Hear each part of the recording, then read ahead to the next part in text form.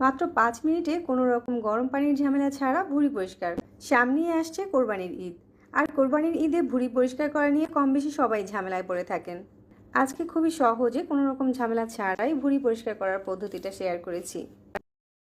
তো আজকে ভুঁড়ি পরিষ্কার করার জন্য প্রথমেই এখানে আমি 3 কেজির মতো গরুর ভুঁড়ি নিয়েছি। ভুঁড়িগুলো বাজার থেকে কিনে আনার পরে খুব ভালো করে ধুয়ে পরিষ্কার করে নিয়েছি। এর সাথে ছোট ছোট অনেক লাল পোকা থাকে, ওগুলোকে খুব ভালো করে পরিষ্কার করে নিয়েছি। তারপর হচ্ছে ভুঁড়িটাকে আমি এরকম কেটে ছোট ছোট টুকরো করে নিয়েছি। ভুঁড়িটাকে যদি কেটে ছোট ছোট টুকরো করে নেওয়া হয় তাহলে কিন্তু পরিষ্কার করতে খুবই সহজ হয়। তাই ভুঁড়িটাকে একসাথে পরিষ্কার না করে চেষ্টা করবেন এরকম ছোট ছোট টুকরো করে পরিষ্কার করে নিতে। এতে করে কাজটা অনেক সহজ হয়ে যাবে। এরপর হচ্ছে এখানে একটা বড় পাত্রে 3 লিটারের মতো পানি নিয়ে নিয়েছি।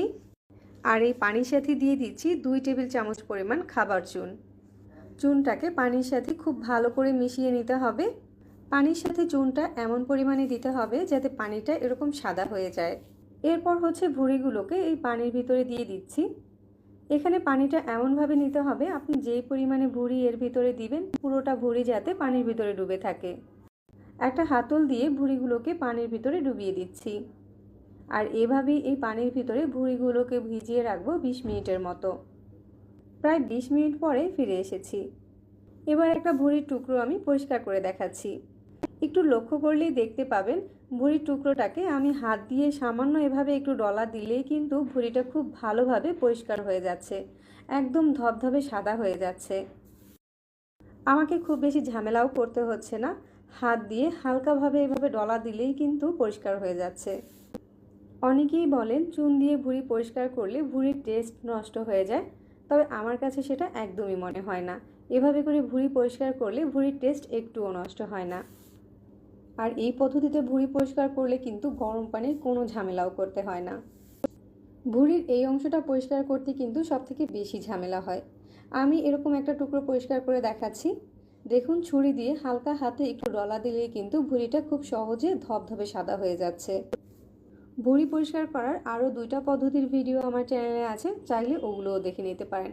আর আপনাদের কাছে সবচেয়ে কোন পদ্ধতিতে ভুঁড়ি পরিষ্কার করলে সহজ বলে মনে হয় আমাকে কমেন্ট করে জানাতে পারেন।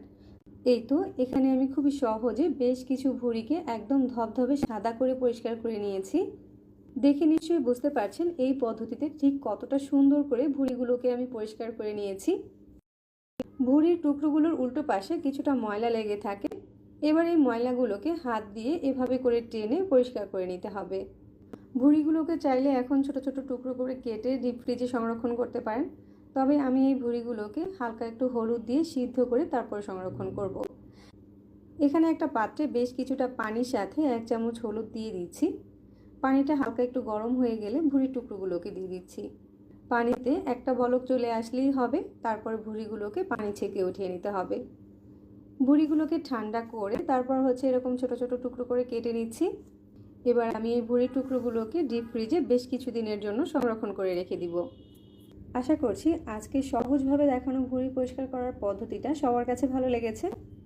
আর আপনাদের কাছে কোন পদ্ধতিতে ভুঁড়ি পরিষ্কার করাটা সবথেকে সহজ বলে মনে হয় আমাকে কমেন্ট করে জানাবেন। সহজ রেসিপি পেতে পেজ ফলো করতে পারেন আর চ্যানেল সাবস্ক্রাইব করতে পারেন। সবাই অনেক বেশি ভালো থাকবেন। আল্লাহ হাফেজ।